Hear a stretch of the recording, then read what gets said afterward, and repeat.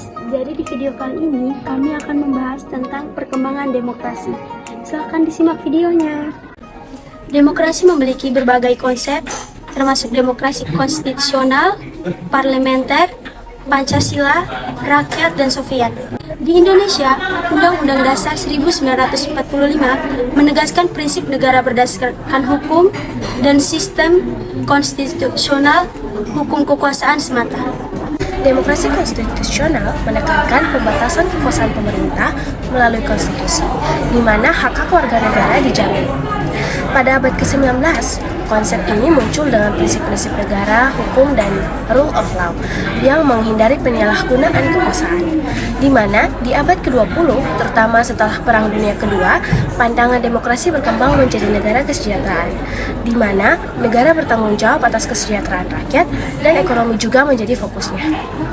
Selanjutnya, saya akan menjelaskan demokrasi konstitusional pada abad ke-19 dan 20. Demokrasi konstitusional abad ke-19 menekankan pembatasan kekuasaan pemerintah melalui konstitusi, menjamin hak-hak politik, dan memisahkan kekuasaan antara eksekutif, legislatif, dan yudikatif.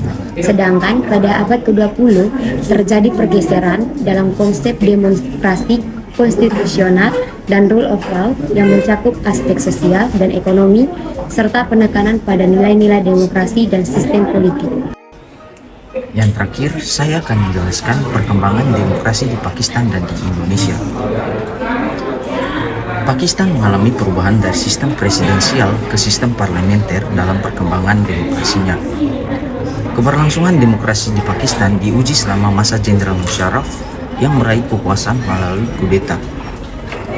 Melalui mosi percaya pada 1 Januari 2004, Musharraf memenangkan dukungan dan memegang posisi kepresidenan hingga Oktober 2007.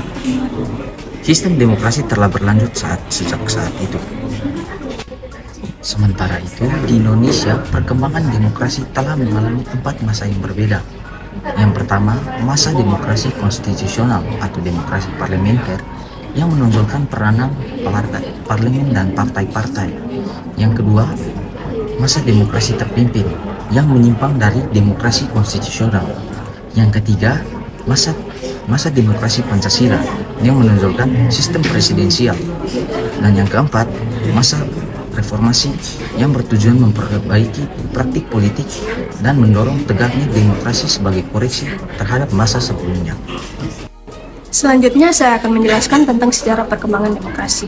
Di Yunani kuno terdapat demokrasi langsung di mana warga negara membuat keputusan politik secara langsung melalui mayoritas. Di negara modern, demokrasi lebih bersifat perwakilan.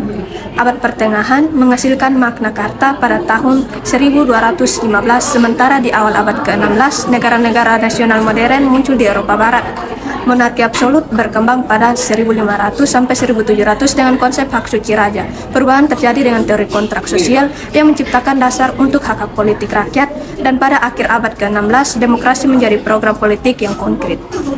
Baik, selanjutnya ada contoh kasus demokrasi di Indonesia, yaitu kepolisian dan hak asasi manusia. Kasus-kasus pelanggaran hak asasi manusia yang melibatkan kepolisian sering menimbulkan pertanyaan tentang perlindungan hukum dan akuntabilitas. Sekian dari pembahasan perkembangan demokrasi. Terima kasih telah menonton video ini.